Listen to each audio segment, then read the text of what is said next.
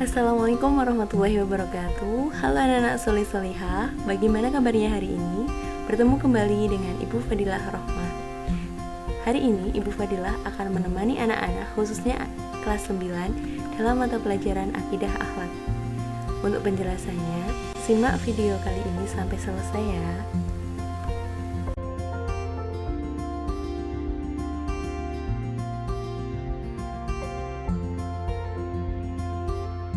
Untuk mengawali pembelajaran kali ini, marilah kita baca basmalah bersama.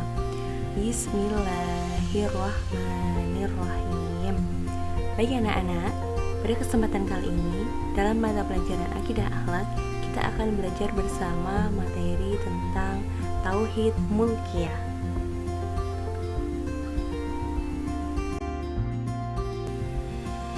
Baik anak-anak, yang pertama kita pelajari tentang pengertian Tauhid Mulkiyah. Tauhid artinya mengesahkan Allah, sedangkan Mulkiyah berasal dari kata Malik yang artinya merajai atau memiliki. Jadi, pengertian Tauhid Mulkiyah adalah keimanan yang berkaitan dengan kekuasaan Allah Subhanahu wa Ta'ala sebagai rajanya manusia yang mengatur hidup dan matinya manusia. Oleh karena itu, penting bagi kita semua untuk mempelajari Tauhid Mulkiyah dengan tujuan supaya kita dapat berhati-hati dalam bertindak dan mengambil keputusan, karena semua adalah dalam kerajaan Allah Subhanahu wa Ta'ala dan senantiasa akan dimintai pertanggungjawabannya nanti di yaumil akhir.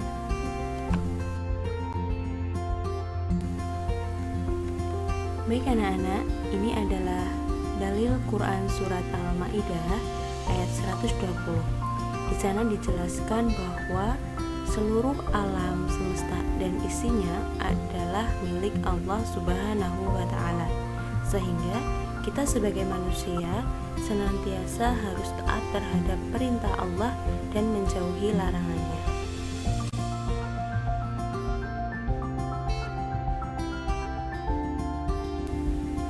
Baik anak-anak, yang kedua adalah pengamalan Tauhid Mulkiyah dalam kehidupan sehari-hari, atau bisa kita kenal sebagai rukun Islam.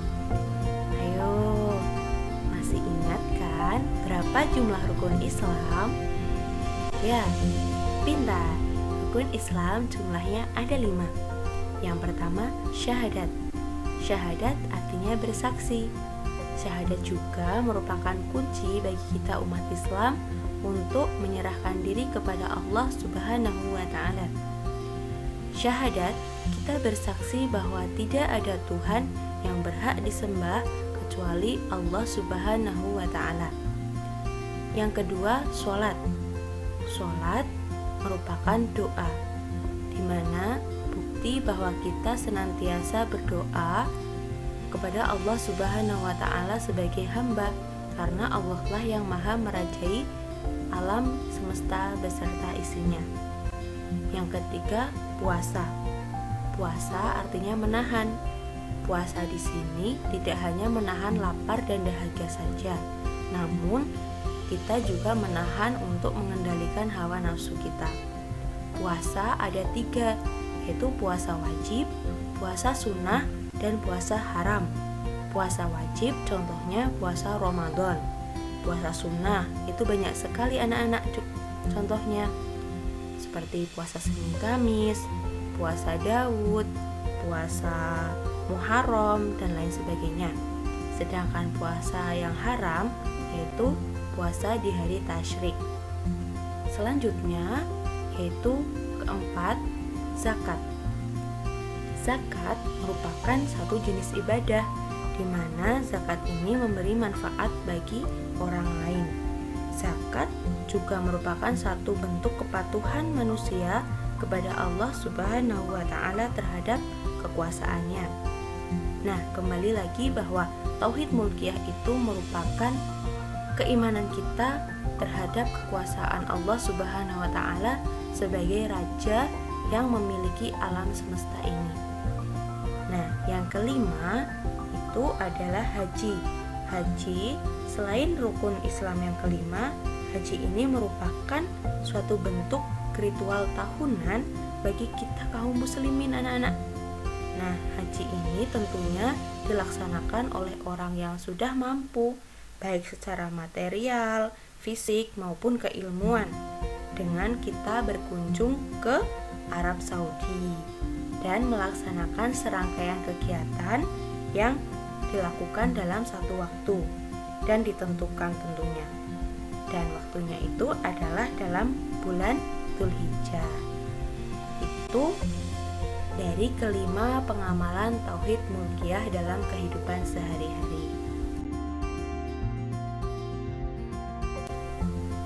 Baik anak-anak, yang selanjutnya yaitu bukti-bukti tauhid mulkiyah.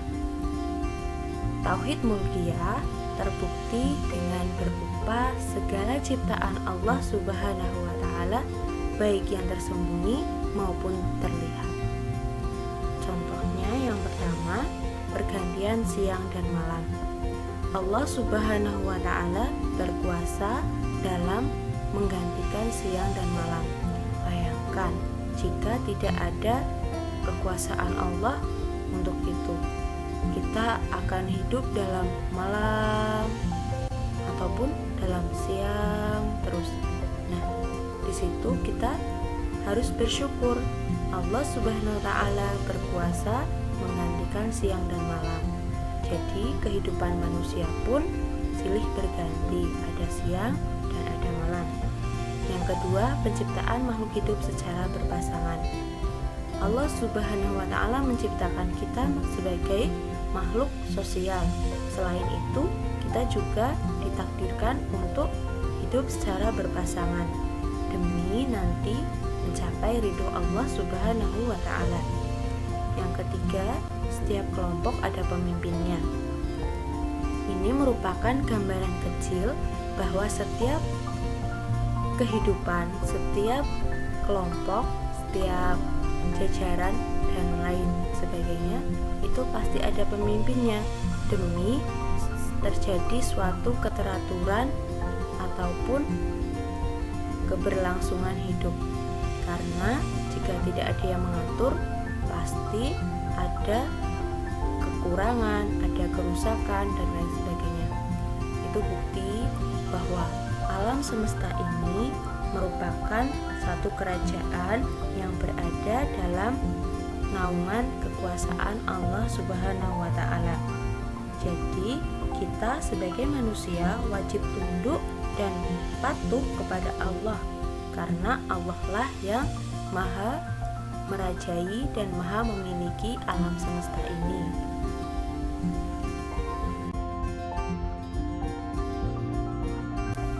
Selanjutnya yaitu Allah Subhanahu wa Ta'ala sebagai pembuat hukum.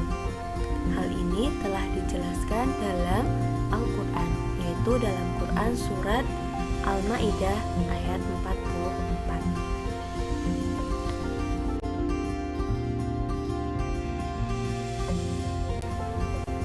Baik anak-anak, cukup sekian pembelajaran pada hari ini. Semoga apa yang Ibu Fadilah sampaikan bisa bermanfaat.